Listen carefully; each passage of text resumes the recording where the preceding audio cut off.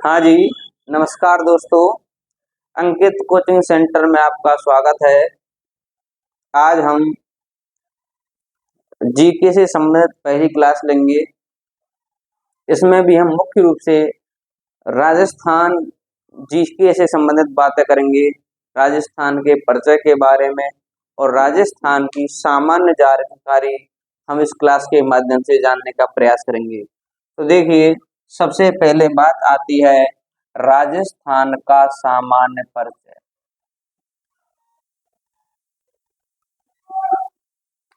जब हम राजस्थान का परिचय पढ़ते हैं तो सबसे पहले हम राजस्थान के नामकरण की ही बात करते हैं कि राजस्थान का जो नाम है वह प्राचीन काल में किस नाम से जाना जाता था, मध्य काल में किस नाम से और वर्तमान काल में किस प्रकार से इसका नाम राजस्थान पड़ा, किस प्रकार इसके नाम में और इसकी स्थिति में परिवर्तन आया, पुराने समय में इस क्षेत्र को किस नाम से जाना जाता था, कौन कौन से भूभाग इसके अंतर्गत आते थे, क्या कुछ इसके बारे में हम पढ़ेंगे। देखिए, तो सबसे पहले बात आती है राजस्थान के नामकरण। नामकरण की बात करें तो भारत का जो सबसे प्राचीन वेद है, भारत का सबसे प्राचीन वेद माना गया है ऋग्वेद। आपने पढ़े होंगे भारत में जो एक सभ्यता हुई थी और वह सभ्यता थी वैदिक सभ्यता। वैदिक सभ्यता का जो निर्माण या उनके निर्माता आर्यों को कहा जाता है और उन आर्यों ने वेदों की रचना की। ऐसा कहा जाता है कि वेदों की रचना स्वयं भगवान ब्रह्मा ने की, लेकिन जो आर्य थे, आर्य और देवताओं के जो उपासक थे, देवताओं के द्वारा वेदों की रचना की गई और उन वेदों में जो सबसे प्रमुख वेद है उसका नाम है ऋग्वेद, जो सबसे प्राचीनतम और सबसे बड़ा वेद माना जाता है। तो ऋग्वेद में राजस्थान के भूभाग के लिए एक शब्द का प्रयोग किया गया है और वह शब्द है आपका ब्रह्मावर्त। ब्रह्मावर्त ये वाला। तो वैदिक सभ्यता जो हुई थी उसमें ऋग्वेद लिखा गया और वैदिक सभ्यता के ऋग्वेद में राजस्थान के लिए प्राचीन काल में ब्रह्मावर्त शब्द का प्रयोग किया। ये जो ब्रह्मावर्त शब्द है यह उस समय पे एक नदी बहती है भारत के उत्तर पश्चिम में, सिंधु नदी, और एक पहले जो नदी बहती थी वर्तमान में जो विलुप्त हो चुकी है उसका नाम है सरस्वती। तो ऋग्वेद में सिंधु से लेकर सरस्वती नदी का जो क्षेत्र है उसको ब्रह्मावर्त कहा जाता था। अब राजस्थान में सरस्वती नदी तो हो गई है विलुप्त और उसकी जगह जो नदी बहती है उसका नाम है घग्गर नदी। यहाँ पर आप इसे सरस्वती की सहायक नदी कह सकते हैं। तो आपको जो आपके जो काम की चीज है आपको यह याद रखनी है कि ऋग्वेद में राजस्थान को ब्रह्मावर्त शब्द के नाम से संबोधित किया गया है। ब्रह्मावर्त जो प्रदेश है वो प्राचीन काल में सिंधु और सरस्वती नदी, जिसे वर्तमान में घग्गर नदी कहा जाता है, के मध्य का क्षेत्र था। उसके बाद हम आगे बढ़ते हैं। उसके बाद बात करते हैं वाल्मीकि रचित रामायण। तो वाल्मीकि रचित रामायण में महर्षि वाल्मीकि जी ने इस राजस्थान के प्रदेश के लिए मरु कांतार शब्द का प्रयोग किया है।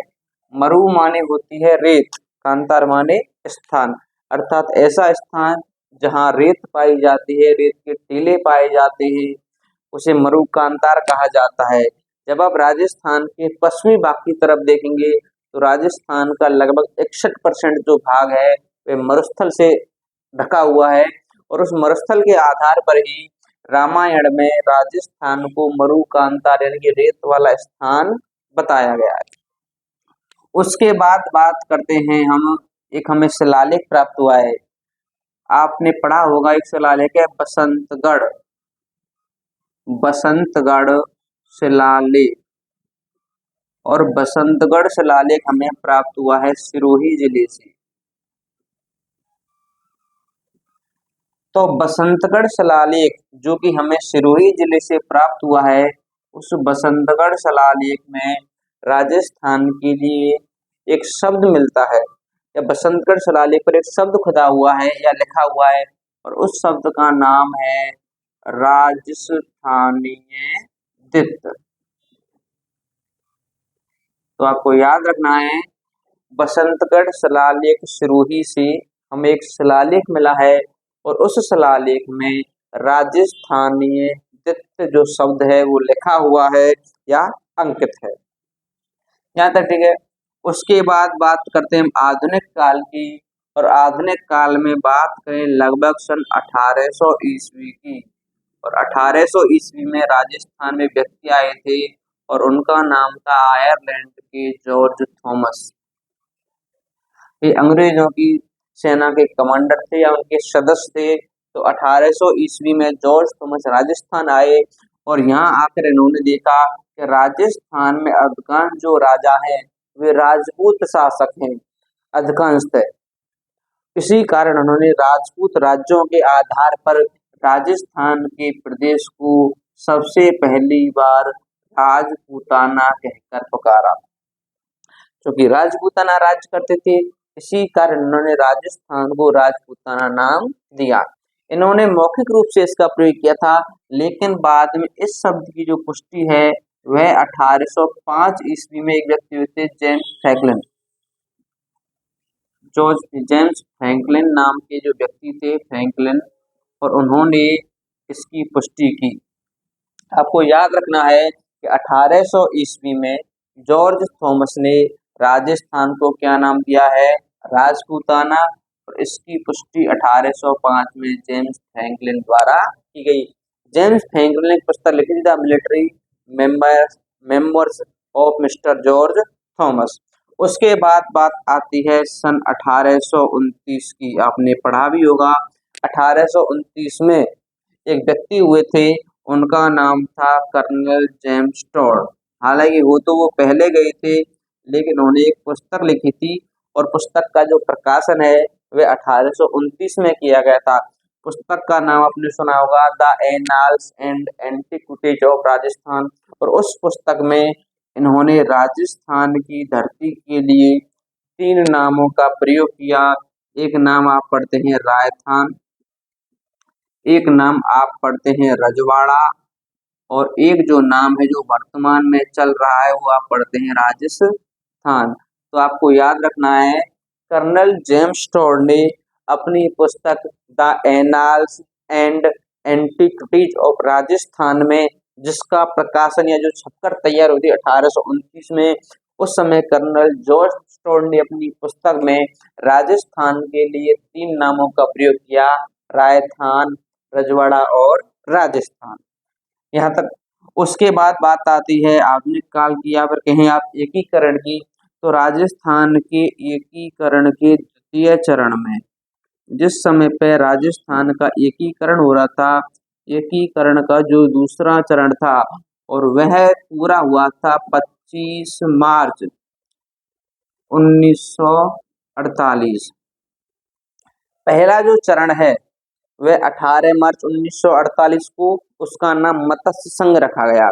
उसके बाद जो दूसरा चरण था, जो कि 25 मार्च 1948 को पूरा हुआ था, और इस 25 मार्च 1948 के दूसरे चरण को जो नाम दिया गया वह नाम दिया गया पूर्व राजस्थान संघ। इसका नाम रखा गया पूर्व राजस्थान संघ, यानी कि राजस्थान बनने से या पूरा होने से पूर्व की स्थिति। उसके बाद बात करें राजस्थान का एकीकरण का जो छठवां चरण था, षष्ठम जो चरण है छठवां, और जो छठवां चरण था, ये छठवां चरण पूरा हुआ था 26 जनवरी 1950। ये डेट आपको वैसे भी महत्वपूर्ण है, क्योंकि 26 जनवरी 1950 को भारत का संविधान लागू होता, और इसी दिन आपका जो प्रदेश है राजस्थान, इसका विधिवत रूप से या संवैधानिक रूप से या कानूनों के रूप से इसका विधिवत रूप से किया गया था नामकरण। ये जो प्रदेश अब जो नया बना हुआ है, जिसके निर्माण में 7 चरणों को शामिल किया गया है। हालांकि नामकरण है, तो 6वें चरण में स्पष्ट हो गया था संविधान के अनुसार, कानून के अनुसार इसको मान्यता दे दी गई थी। 26 जनवरी 1950 को राजस्थान का विधिवत रूप से क्या कर दिया गया, नामकरण कर दिया गया। अब बात करें राजस्थान के निर्माण का जो 7वां चरण समझिए, या जो अंतिम चरण है, और 7वां चरण पूर्ण हुआ था 1 नवंबर 1956। 1 नवंबर 1956 को राजस्थान बनकर पूर्ण हो गया। या आप समझ लो 1 नवंबर 1956 को राजस्थान की क्या हो गई थी, स्थापना हो गई थी। इसी कारण अगर आप प्रश्न आ जाए कि राजस्थान की स्थापना कब हुई, 1 नवंबर 1956। प्रश्न ये भी पूछा जाता है कि वर्तमान में हम राजस्थान दिवस कब मनाते हैं, तो हम राजस्थान दिवस की बात करें, राजस्थान दिवस मनाते हैं 30 मार्च। आपको ये डेट भी याद रखनी है। अगर पूछे स्थापना दिवस तो वो मनाएंगे 1 नवंबर को, जबकि केवल पूछे राजस्थान दिवस वो मनाएंगे 30 मार्च को। क्यों? तो 30 मार्च 1949 को राजस्थान में 4 बड़ी बड़ी रियासतों को शामिल किया गया।